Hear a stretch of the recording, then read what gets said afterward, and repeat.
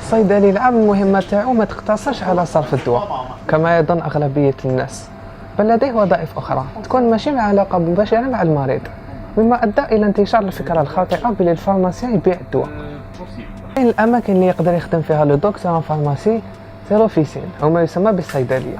الصيدلية هي الواجهة الأولى اللي يجي فيها المريض، لتما يلقى صيدلي يعطي له نصائح المتعلقة بالأدوية أو الأعراض التي يعاني منها ويشكو منها. لما يقوم الصيدلي بتقديم الأدوية هو لا يقوم بتطبيق مباشر للوصفة، بل يقوم بتحليلها لرصد أي تدخلات بين الأدوية أو ما يسمى بليزانتيراكسيون ميديكامونتوس.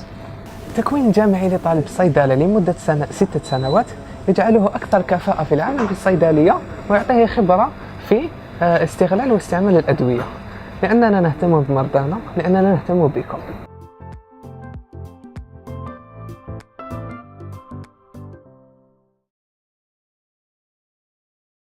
Alors, après les études de pharmacie, تحصلوا على الدبلوم de docteur en pharmacie.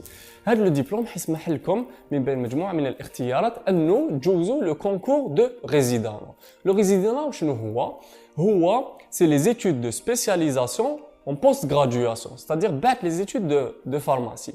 Après un concours, JUZO, c'est un concours qui est national, où il est important de bien se classer, vous allez accéder à une des différentes spécialités de la pharmacie. Alors, les spécialités de la pharmacie sont divisées en 3 groupes. عندكم les spécialités biologiques, تخصصات البيولوجية. عندكم التخصصات الصيدلانية, c'est les spécialités pharmaceutiques. Et enfin, عندكم التخصصات الأساسية, c'est les spécialités fondamentales. Alors, chaque spécialité عندها les spécificités تاعها, عندها المميزات تاعها. Alors, pour les spécialités biologiques, elles vont vous permettre à la fin de votre spécialisation, بعد ما تتخرجوا, أنه soit تفتحوا un laboratoire d'analyse médicale, c'est-à-dire مخبر للتحاليل, ولا تكملوا في l'hôpital كما أنا اليوم, ou aussi vous allez pouvez avoir une carrière hospitalo-universitaire, c'est-à-dire vous allez vous axer plus vers l'enseignement tout en continuant votre travail au niveau de l'hôpital. Pour les spécialités pharmaceutiques, c'est des spécialités qui ont directement avec le médicament, par exemple comme la galénique ou bien la pharmacologie. Donc, pour les spécialités, ils sont plus axés vers la recherche et le développement, ou bien en général, elles sont destinées au domaine de l'industrie.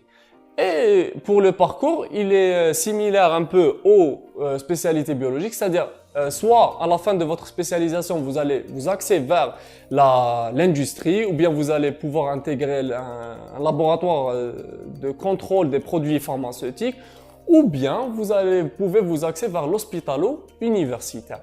Et enfin, pour les spécialités fondamentales, par exemple l'analytique ou bien la biophysique, c'est des spécialités qui sont plus axées pour l'université, c'est-à-dire l'enseignement.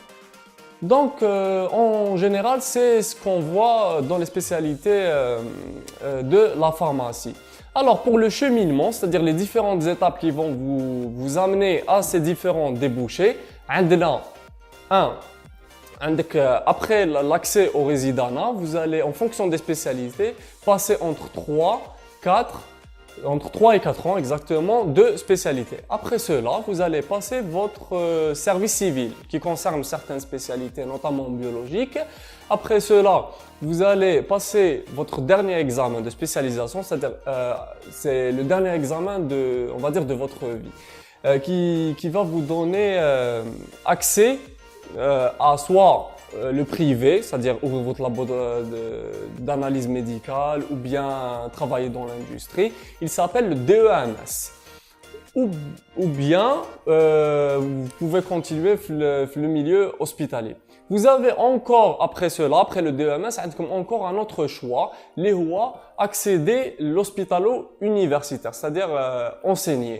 Et pour accéder à ce niveau-là, il faut passer le concours de maîtrise. Donc, globalement, voici en ce qui concerne les spécialités du résident.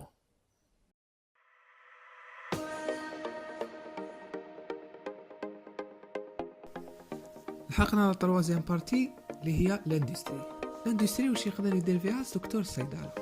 بون يقدر ديجا يكون في لا ريشيرش ديفلوبمون او ما يسمى بالبحث وتطوير ادويه جديده. يقدر يكون في لا برودكسيون اي تصنيع الادويه. يقدر يكون تاني في لو كونترول كاليتي او ما يسمى بمراقبه جوده الدواء المصنع. يقدر يكون ذلك في زافير ريغلومونتير وين الصيدلي يكون مسؤول عن كل القوانين المتعلقه بتصنيع الادويه. وفي الاخير يقدر يكون تاني في دراسه السوق وتسويق الادويه او ما يسمى بالماركتينغ. كاين تانيك تخصصات ماشي متطوره بزاف لكن عندها مستقبل كالصيدليه الاستشفائيه والصيدليه الاكلينيكيه. وبهذا نكون شاركناكم بشكل مختصر واش نقدروا نخدموا كدكاتره في الصيدله. وما تنسوش اسال الصيدلي.